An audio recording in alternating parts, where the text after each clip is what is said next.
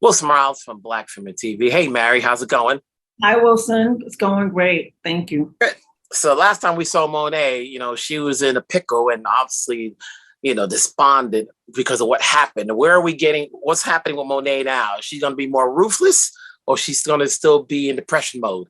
Well, I think, I know what's happening at the beginning is that, after Zeke was killed, she's depressed, because that was not only her child, it was her exit strategy out of the game. So she's depressed on, a couple of levels.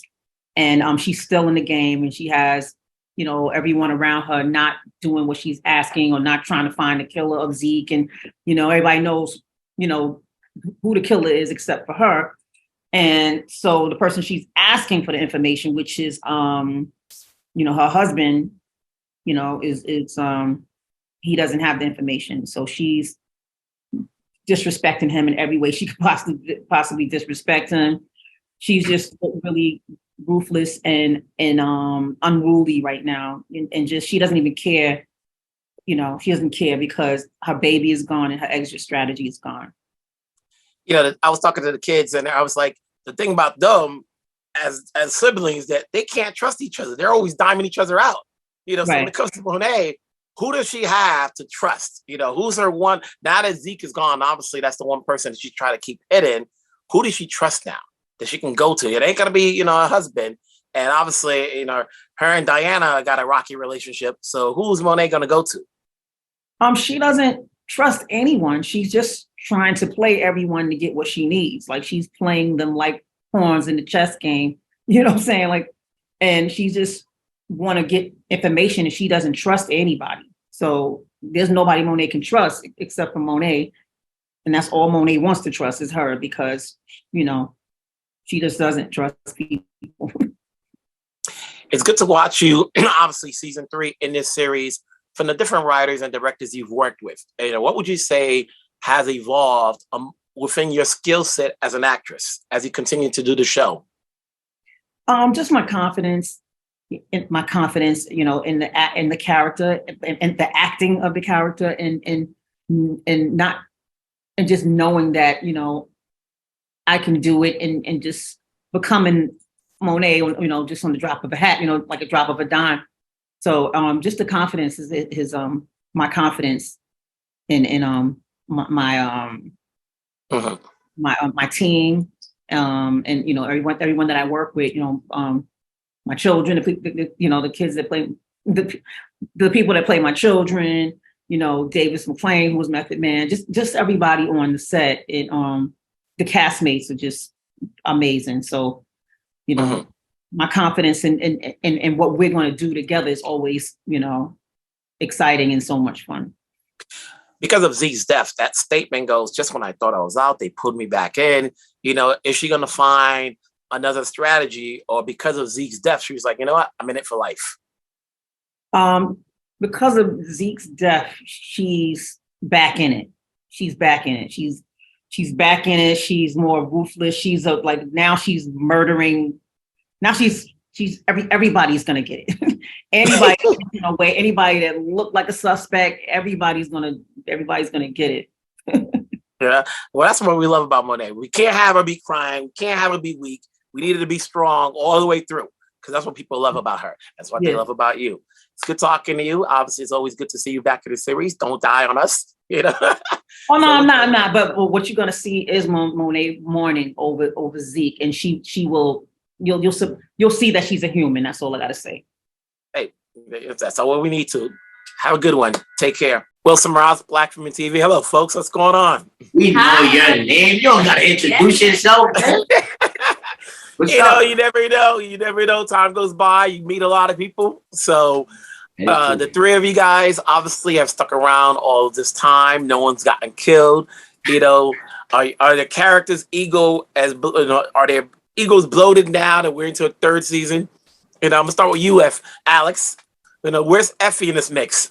What? Possibly. I've never heard it put that way, but egos could definitely be a little inflated. You could never be too sure. Mm-hmm. And because people die every day out here. So that's all I'll say. You gotta be tread very careful. Yeah, I'd say Gianni's ego is pretty big now that he's, making money, he's around, he's here, but no, I'm just kidding. Yeah, I feel like you can't, like, as a character, like, that you're playing, I feel like if you play a certain ego or you play something that doesn't exist, then that's where you kind of get into danger. So, like, I don't know, I kind of stick what's on the page. I'm not trying to be like, all right, like, I'm not cocky in situations. Like, I'm very like, okay. Right. What about you, Michael? The first year they hated you. The second year they loved you. This is the third year. What are we getting? Man, it might be some love. It might be some hate. The hate is never going to go away. For those that really love ghosts, the hate is never going to go away. But I would say, like, Tariq is he's in a different mindset. He's in a kind of like a realization mode. He's kind of realizing who he's becoming, what he's becoming. And I wouldn't say like ego is like, it's not really a part of anything. He kind of leaves his ego out of the way. He just does what he has to do, no matter what it is. So he definitely realizing a lot. With the exception of Gianni, obviously the other you two have been on for a good minute now. But between the directors you've worked with and the writers, how have you evolved as actors as you continue to do this show? And we see different personalities within the characters. Gianni? I mean, I would say you just learn like more about this person and this character every day that you're doing it, because every time you're doing a scene, there's new information. There's something that you're getting something new that you didn't have before. They're speaking, different words in different ways. So you just kind of are more like this person's still being molded. Like, we're young kids, so we're still being molded into human beings. So I just feel like every time you do a scene, you just get more information on who you're playing. And as Michael's been doing this since he was legitimately like 10 years old. So now to see like where Tariq is now, it's just super interesting. What about you, Effie? I mean, not Effie, Alix. I mean, I think it's similar. I think that over the course of each episode, there's always there's things that never change. Mm. So there are characteristics that are a part of Effie that I just know will always exist. Given the new information, it will still exist. It may surface in different ways. So I think it's always fun to play with that and to work with different directors and writers to make that vision even more elevated. That's an amazing way to put it. Mm-hmm. Nice. And you, Michael, I've watched you from films, and obviously you've grown up through the series, to a point where your status has elevated. So skill set wise as an actor, as you continue to play this role, what has changed for you? Obviously, like just Tariq getting older as a person, just him just growing. His mental obviously becoming different through his experiences, and really just him just evolving as a person as a whole. Like, obviously, like I said, he's in a realization mode right now. He's kind of realizing who he's becoming, what he's becoming. So that's a huge part of his, of him evolving. So he's definitely he's going up. He's going up. Yeah, and Michael gets courtside Knicks tickets now, so stuff has changed. Yeah, there's a lot of Let's keep it real. Well, it's good to always see you guys come back. We know there's going to be a season 4, so stay alive. We enjoy the characters you play. Take care of yourselves. Yeah, thank you. Appreciate you. Thank you. Wilson Morales, Black Film TV. What's up, folks? How's it going? Hey. Good. What's up, bro? Nice to see you. Every year, as I watch these characters, I go, who's going to be the biggest snitch within the family this year? Y'all always diming on each other, Yeah. And so for you, what's going on with Diana? Obviously, she did the biggest snitch last year, was set things in motion. Oh yeah. I feel like right now she's definitely feeling that snitching, I guess you would call it, that she did. She's somewhat shunned from the family in a way. So right now she's in school trying to navigate and find her footing and her independence within that world, and maybe lean into some relationships that she may develop on campus, because right now her mother isn't really dealing with her. Mm-hmm. So she's trying to figure that out. And what about you, Lovell? Are you ready to step up like Michael Corleone, or are you going to step back like Freddie? I think he was ready to step up, Mm-hmm. Ready to take his place and and grow into his own. And Kane, the guy with 9 lives who hasn't spared any one of them yet. He hasn't been in that position yet. He still got his 9 lives. What are we getting this year? Season 3? Yeah. Oh man, will he still have his 9 lives? It's gonna be crazy. Mm-hmm. I feel like Yeah. I think all his actions will catch up to him season 3 for sure.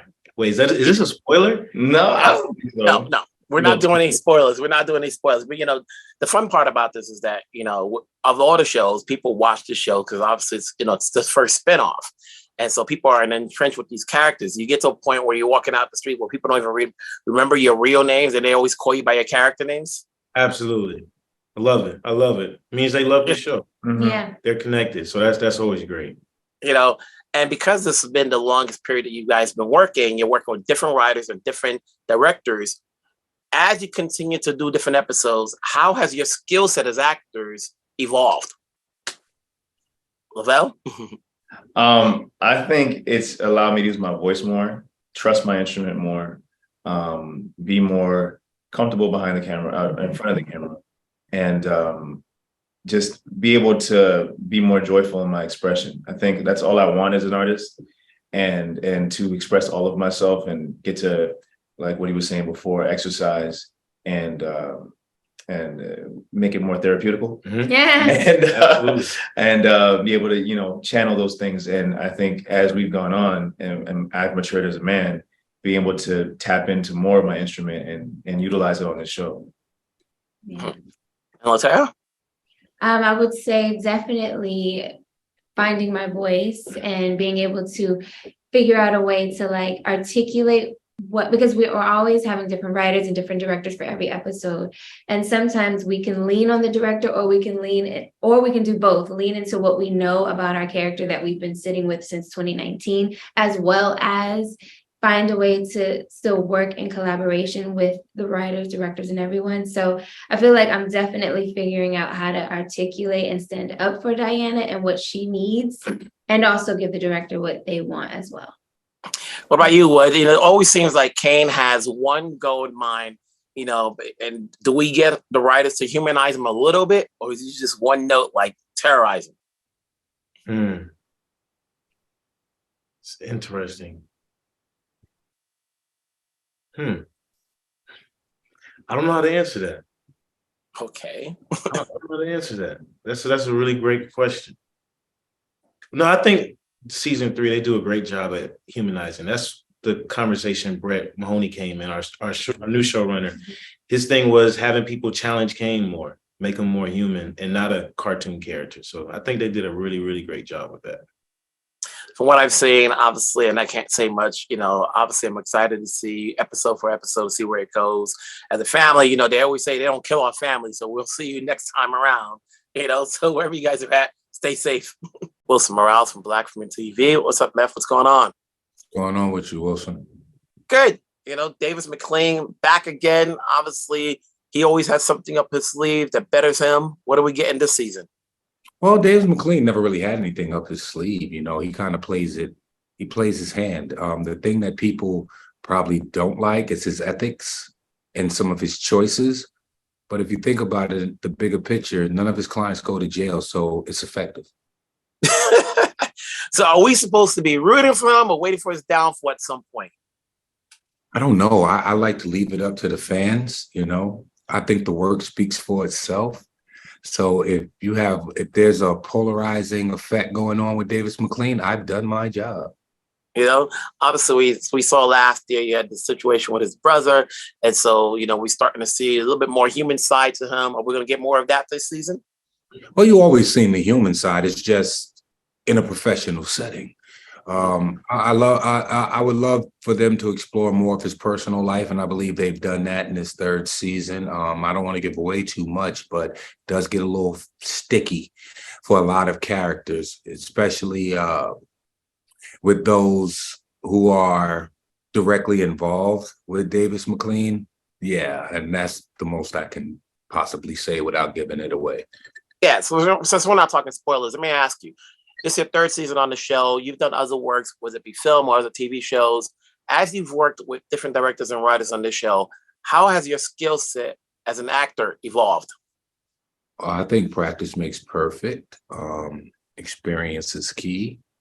I love the fact that they challenged me to do a role that I would have never even dreamed of doing or probably ever been hired to do if it wasn't such a diverse cast that stars took a chance on the kid. I don't even remember the question right now. I'm just saying, like, when you work every day, like when you're working with different directors and, you're pushing Davis to whatever they want him to be, what are you learning as an actor per episode? Or you say, okay, this is something I've not tried before that I'm getting better at. Stay a blank canvas. You have to stay a blank canvas, and kind of let the inspiration take you from there. Let the inspiration guide your brush over your canvas, and let people make their assumptions or of what it is from there. If you give them the answer, it's no fun.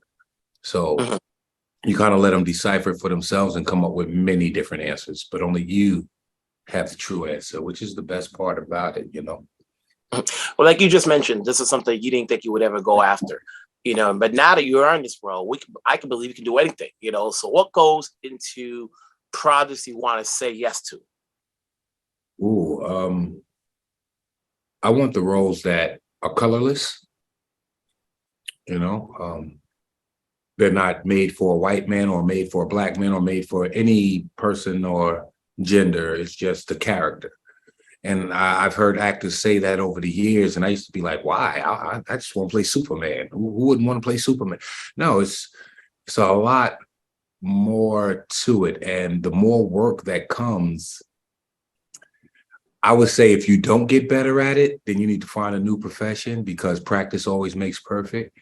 But if you are blessed enough to get better and better at it, not only are you a fast, not a fast learner, but not only are you quick on your feet, but you can think just as fast on your feet, and you work well with people. I don't know if that answered the question, but that's how I be feeling and shit. I work well with people.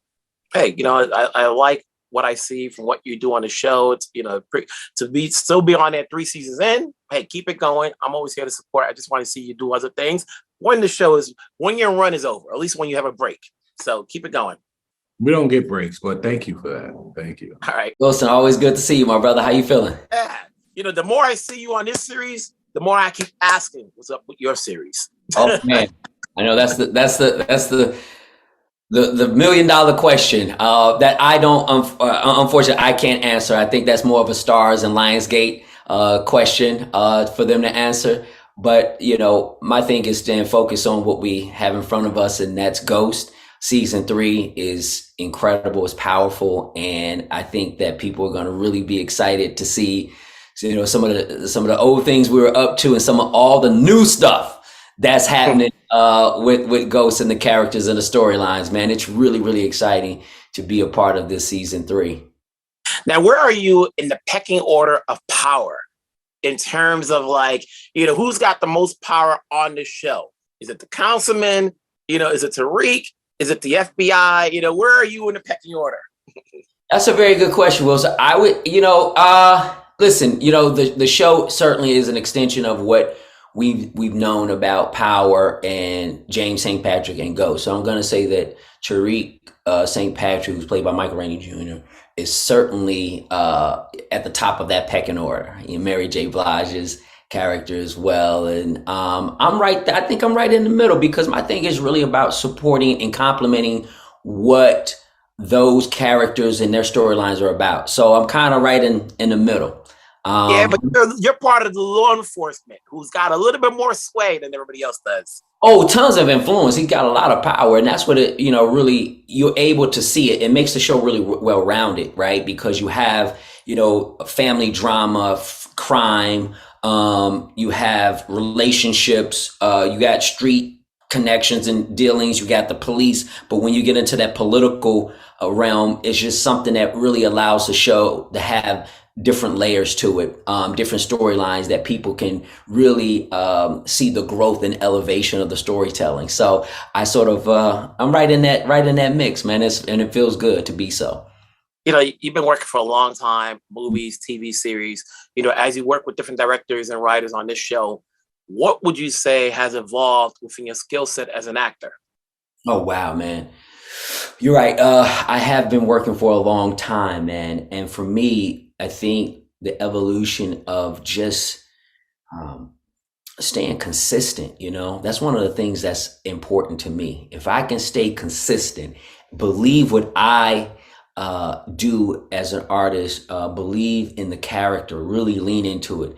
And if I believe what I'm doing, I believe that the people who watch and go along the journey believe also what I'm doing. And those characters come to life in a real way. So I'm just always looking to grow and stay consistent, man. And that's what it is for me. Now, granted, this is a character, this is a series, but when you look to see what your character does political wise, do you even follow what's going on in today's world, politic wise? So that way you're not just playing a role, but you have an understanding of the world of politics. Yeah, of course. I stay, involved in as much as I possibly can. I mean, there's so many different things in politics. I play a councilman out of Queens, New York.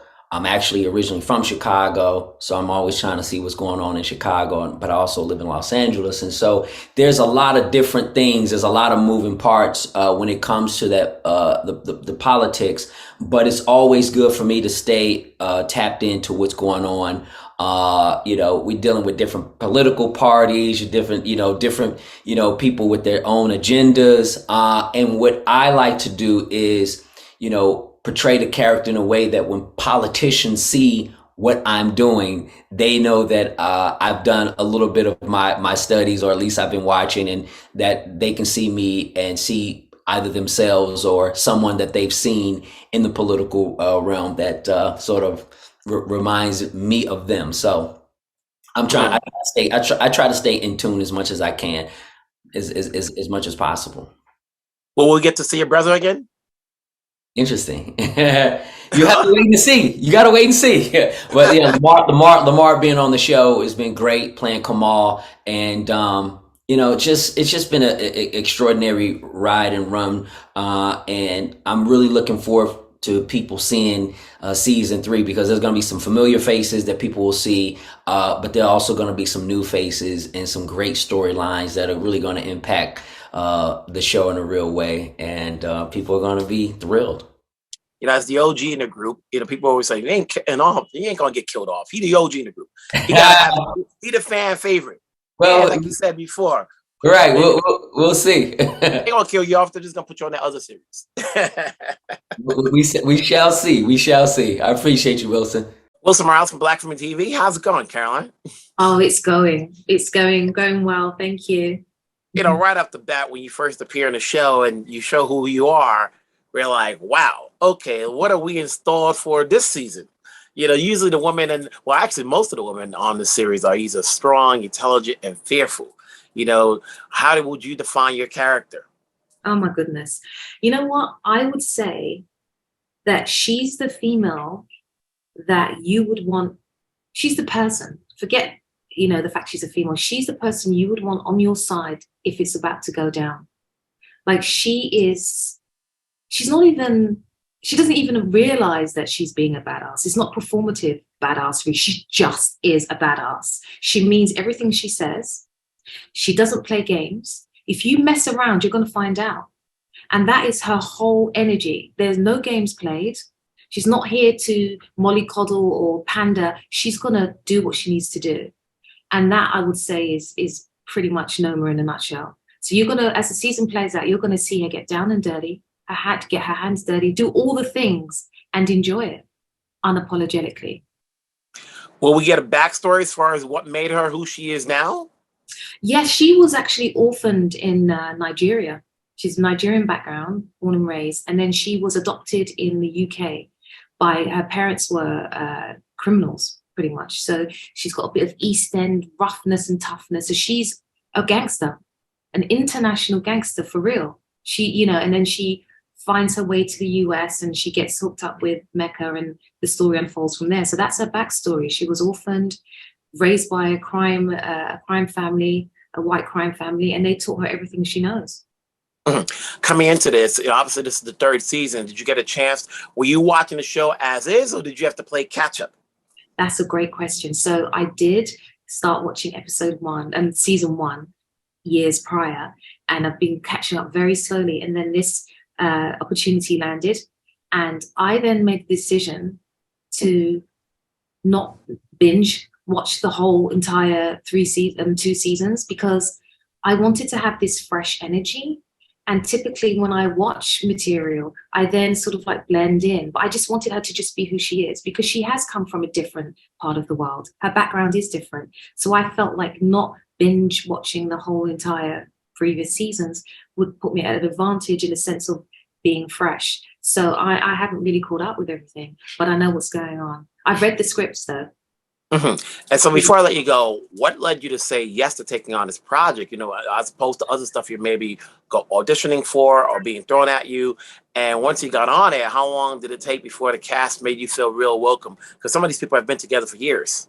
Oh gosh, first of all, the cast are so amazing. And that's pretty much what I love most about this show. They are just, they embraced me from day one, and I love them all. And the second part of it was what made me want to take this role. It was right there. I couldn't believe what I was reading. I was like, it was a dream of a role. Like, I get to do all the things. I get to just be and be as loud and brash as I want to be and go for it. It's not very often as a female that you have this opportunity to express yourself. Typically, we have to be, you know, and I play queens and I play doctors and lawyers, and I've never played quite you know, I don't want to call her crazy, but she's out there. And she's a badass. Yeah, she's a badass. And I've always wanted this sort of badass role. And Brett Mahoney did a great job in creating that. So at the end of the day, obviously being on the show, and this is something that's different from you, what you've done before, what you said, what's your takeaway from what you've done so far, skill set wise, as an actress, that you can move on, that you can take with you to your next project? From playing Noma is, I'd say, the fearlessness that she has. I've noticed since I've been playing her, it has actually impacted me as a person. I'm typically very sort of soft-spoken and apologetic and British and tiptoey. And I've noticed now that I can stand up for myself a lot more than before I played Noma. So the takeaway for me would be that I'm going to be getting in people's faces a lot more now since playing Noma.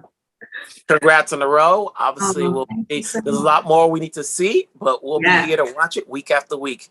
Take care. Thank you so much, Wilson. Thanks for the great questions. Wilson Morales from Black Women TV. Brett, obviously, new season, new characters. There's a lot going on. You know, how much of a challenge is it coming up the storylines and bringing in new folks in there, twisting everything else around from what happened in previous seasons? No, it's a huge challenge, and that's why I'm so happy to have a writer's room full of really talented, really smart writers, and we just get together and come up with the ideas and what we think is going to be the most interesting and challenging thing for Tariq and everyone else in the cast. And then obviously, you know, Tariq's the center of the series. And I remember in season 1, people hated him, then they loved him. This is season 3, you know, what's it gonna be? Are we in the middle of him? Like, you know, do we see him evolving into a businessman or a gangster? Well, we definitely will see Tariq evolve, but I think the question is already answered. I think the audience loves Tariq, and I think it's really just a credit to Courtney Kemp, who created the series, who said, you know, I can make the audience love him. And when you look at the Twitter response and what's happened, the audience has really fallen in love with Tariq. And also it's a credit to Michael Rainey and the performer, who really has brought the audience into his journey. So they love him. But, you know, the question is, you asked, will he become the gangster or the businessman? And that's sort of the key. Like, I think this season, what we're trying to show is he has a choice. It's not necessarily predetermined. He doesn't have to become his father. But what does he want? You know, one of the things I find interesting, this is somewhat not directly with the storylines, that the individuals that's in the classroom. You know, I see how you were able to interject them in there without really giving them a plot, but they're able to say some things in there. What goes into that? You know, like, they're just there. They're the classmates. You mean the students that are in the class? Yeah, the students. Well, what we've used the classroom for is to introduce the theme of the episode and introduce a very interesting moral, ethical dilemma in the classroom that also our characters are facing in the particular episode. So we use them to sort of like be almost like the Greek chorus to really bring up questions that our characters are facing in the story themselves. But also we want to make it seem like, I also want to make it seem like, you know, college is the most fun place anyone could be to encourage, people are watching, go to college. And then, as a showrunner, obviously, when you do the series and people watch this at midnight going home, they talk about it, what do you learn from doing this show that helps your skill set? Well, I think what's so important is that fans are really, really, really so passionate about it. So I just feel a responsibility as a showrunner to really, give them something that they're going to be happy with or frustrated with, or something that's going to make them yell and scream, but something that they're really going to enjoy and come back to. And I think with such a passionate fan base, I feel a responsibility to really make the product great so they really have something to love. Can we expect any familiar faces coming back? Yeah, I think we have some familiar faces coming back. I think at the end of season 2, you saw that Blanca from Power was back, and she's going to be part of the investigative team this season. And I think we have a couple of other just surprise pop-ups throughout the season, going back to the Power world. Looking like a true showrunner. Keep things at bay. Well, Brett, it's good talking to you. Obviously, it's always good to watch this thing week after week and let us see how it unfolds so that we can know and we can debate, what's to happen next. Have a good one. Absolutely. Thank you.